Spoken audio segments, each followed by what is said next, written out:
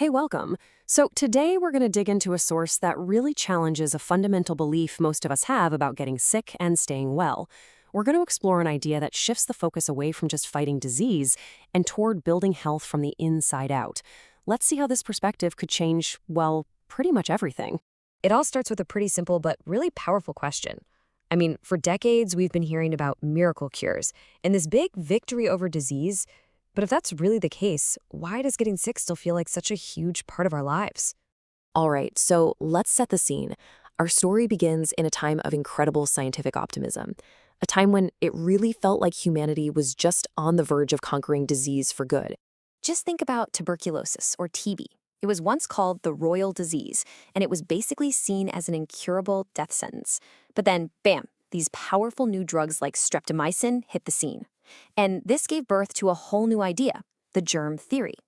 The logic was super simple. Find the germ, kill the germ, and you cure the disease. And you know what? For a little while, it really seemed like we had won. But that feeling of we won, well, it didn't last all that long. Cracks started to show in this simple theory, and it made scientists start to wonder, is killing germs really the whole story? What happened next was basically a medical arms race. We invented stronger and stronger antibiotics, but the germs, they fought back. They started evolving, becoming resistant. It just turned into this endless battle, with each side getting more powerful. It kind of made it clear that just trying to wipe out every single germ probably wasn't a great long-term plan. And this leads to a really interesting thought puzzle. If germs are the one and only cause of disease, and they are literally everywhere, in the air, in our water, on our food, then shouldn't every single person on this planet be sick, like all the time? And this is where the perspective really shifts. See, our bodies aren't sterile bubbles. They're more like bustling ecosystems. They're home to billions of bacteria that are actually our allies, not our enemies. These little guys are vital. Some of them even make essential things for us, like vitamin B12. And get this. The source points out that while the mouths of 9 out of 10 children are absolutely swarming with germs, they don't get sick.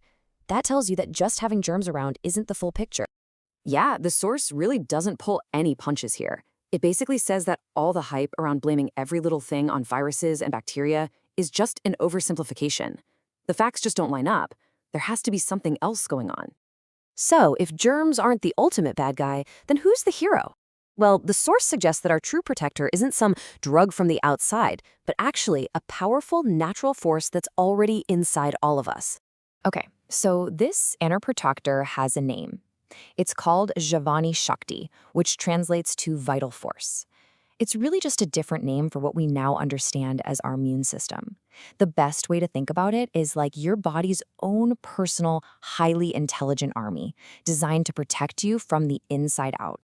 And believe me, this army is incredibly sophisticated. The moment invaders try to attack, the body's defenses just spring into action. In kids, the thymus gland sends out the first responders, the T cells. Later on, our blood and bone marrow create the elite forces, B cells, that then build the ultimate weapon, antibodies. These things literally hunt down and neutralize the threats. It's not a passive system at all. It's a smart, active army working 24/7 to keep you safe. So here's the bottom line. When your vital force is strong, your body is like an impenetrable fortress. It's as simple as that. The source points out that even if TB germs get into the body of someone with a really strong immune system, they just can't get a foothold. They can't cause any disease. But on the flip side, when that force is weak, it's like leaving the castle gates wide open. The source gives a really sobering example. For many patients with blood cancer, the thing that is ultimately fatal isn't the cancer itself. It's the secondary infections that the body's weakened army just can't fight off anymore. That really shows you just how crucial our inner defense is. Okay, so you're probably thinking, this vital force thing sounds pretty important, so how do I get more of it, right? It's the logical next question. Well, the source moves right from the what to the how. It lays out 5 core pillars. And the good news is, these aren't some complicated prescriptions or weird formulas. They're fundamental principles for living. A wholesome diet, a regular routine, a positive mind, simple exercise, and living with a sense of purpose. Let's quickly look at what each of these means. First up, a sattvic, or pure, diet.